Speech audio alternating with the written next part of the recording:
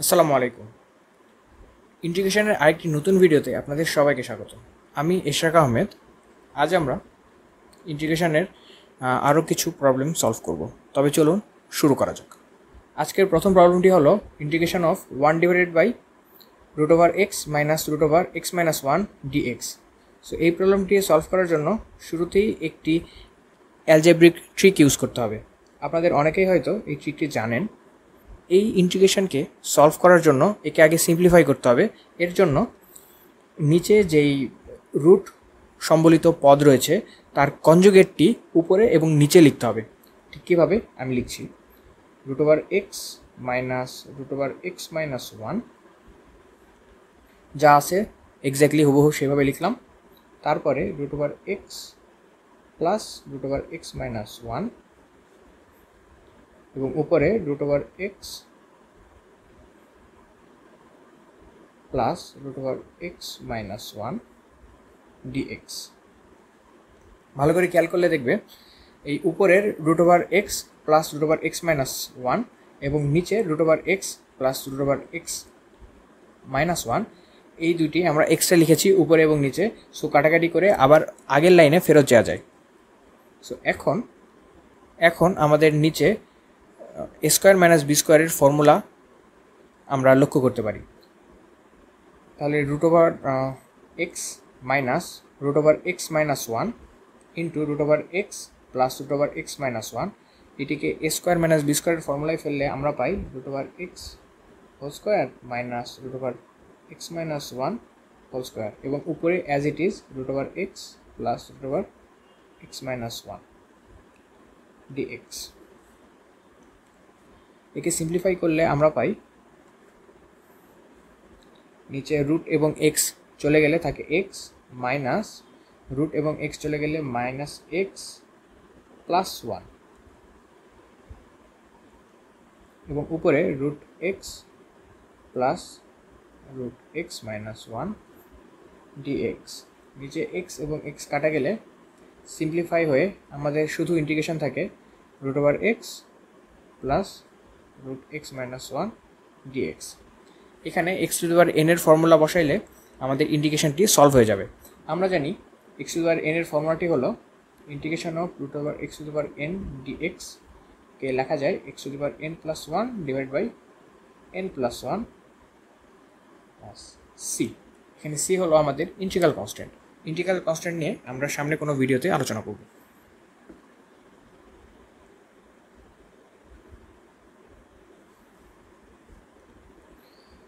So √x কে x এর পাওয়ার 2 হিসেবে লেখা যায়। সো x এর পাওয়ার হাফ প্লাস x-1 এর পাওয়ার হাফ dx। অর্থাৎ এখানে x⁴n এর ফর্মুলা বসাইলে আমরা পাই √x 1/2 প্লাস 1 নিচে 1/2 প্লাস 1 প্লাস x-1 এর power 1/2 plus 1 divide by 1/2 plus 1 plus c। একে সলভ করলে আমরা পাই নিচে 3/2 x এর পাওয়ার 3/2 প্লাস x-1 পাওয়ার 3/2 নিচে 3/2 প্লাস c। এটি হলো আমাদের অ্যান্সার। ঠিক একইভাবে পরবর্তী ম্যাথটি হবে 2b। Integration of dx divided by √x plus 1 plus √x-1। এই ফাংশনটিকে কীভাবে ইন্টিগ্রেশন করা যায় চলুন দেখি। লেট i ইকুয়ালস টু নিচে যে ফাংশনটি আছে তার কনজুগেট উপরে এবং নিচে লিখব আগের ম্যাথটির মতো। √x প্লাস 1 এখানে প্লাস আছে তাই মাইনাস √x-1। তারপর অ্যাজ ইট ইজ ফাংশনটি লিখছি x প্লাস 1 প্লাস √x-1 এবং উপরের পদটিকে ক্যান্সেল আউট করার জন্য নিচেও এক্স্যাক্টলি সেম পদটি লিখতে হবে √x plus 1 plus √x-1 dx। আমাদের নিচে a plus b into a minus B এর ফর্মুলাটি করে, সরি এখানে মাইনাস হবে। So A plus B, A minus B এর ফর্মুলা পড়ে। সো আমরা একে লিখতে পারবো A square minus B square. So পরবর্তী লাইনে আমরা লিখব root over x plus one whole square minus root over x minus one whole square. So A B, A square minus B স্কোয়ারের ফর্মুলা পড়েছে। আর উপরে as it is x plus one minus root over x minus one dx. A B লিখতে হবে না, just আমি বোঝার জন্য লিখেছিলাম। So I equals to integration sign, নিচে স্কোয়ার রুট চলে গেলে থাকে x plus one minus square root চলে গেলে মাইনাস এক্স, মাইনাসে মাইনাসে plus one dx.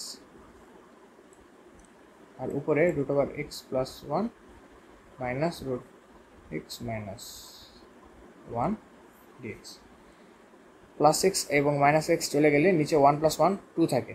So integration সাইনের বাইরে হাফ, কারণ হাফ একটি কনস্ট্যান্ট যাকে ইন্টিগ্রেশন আলাদাভাবে করতে হবে না।